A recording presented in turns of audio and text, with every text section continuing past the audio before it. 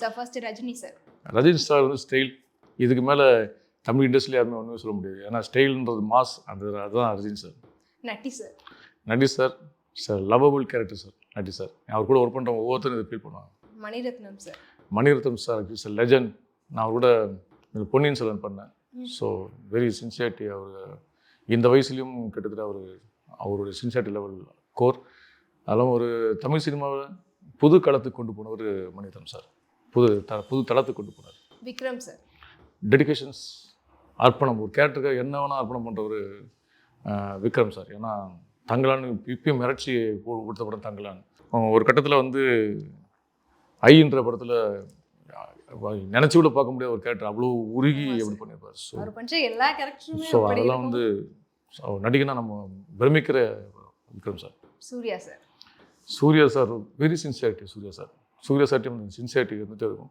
அவருடன் ஆறு பண்ணும்போது ஒரு டைலாக்கும் அவர்கிட்ட கொடுத்துட்டோன்னா அவர் போய் அப்படியே ஃபீல் பண்ணி அந்த டைலாக்கை வந்து மாடுலேட் பண்ணி ஒரு எது கொடுத்தாலும் ரொம்ப சின்சியர் அண்ட் டெடிகேஷன்ஸ் ஆர்டிஸ்ட் வந்து சூர்யா சார். கார்த்திக் சுப்ராஜ் சார் உண்மையாகவே ஒரு பிரம்மாண்டமான இயக்குனர். அடுத்த சங்கர் சார் மாதிரி வருவான்னு நினைக்கிறேன். ஸோ அந்தளவுக்கு அவருடைய ஒர்க்கிங் ஸ்டைலாம் அவ்வளோ ஸ்பாட்டில் பெருசாக இருக்காது. பட் ஆனால் வேலை பயங்கர ஸ்பீடாக நடக்கும். ஸோ அந்தளவுக்கு சூப்பர் டைரக்டர். ஹரி சார் வந்து பரபரன்னு இருப்பார். ஸ்பாட்லேயும் சரி, அவர் படமும் சரி, அவரும் சரி பரபரன்னு இருப்பாங்க. ஸ்பாட்டில் அப்படி இருக்கும். அப்படியே யாருமே ஒருத்தரும் சும்மா வர முடியாது. அப்படி இருக்கும். அந்த மாதிரி இல்லை, இது வந்து அதை விட அதையும் தாண்டி இருக்கும். ஏன்னா பரபரன்னு இருக்கும். ஸ்கூலில் ஸ்ட்ரிக்ட் பிரின்சிபல் வந்தோன்னா அடை கொடுக்குமா எல்லாம் போய் உட்காந்துப்பாங்கல்ல.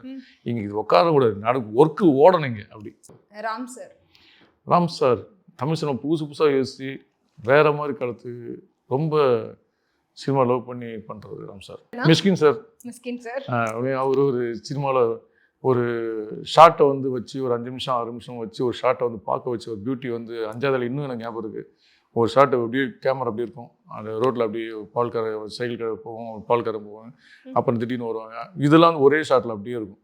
இதில் சின்ன லேக் இல்லாமல் அந்த ஷார்ட்டை வந்து ரசிக்க வச்சுக்கிற மிஸ்கின் சார். அப்படியே புதுசாக பல கோணங்கள் சினிமாவை சொன்னவர் மிஸ்கின் சார்.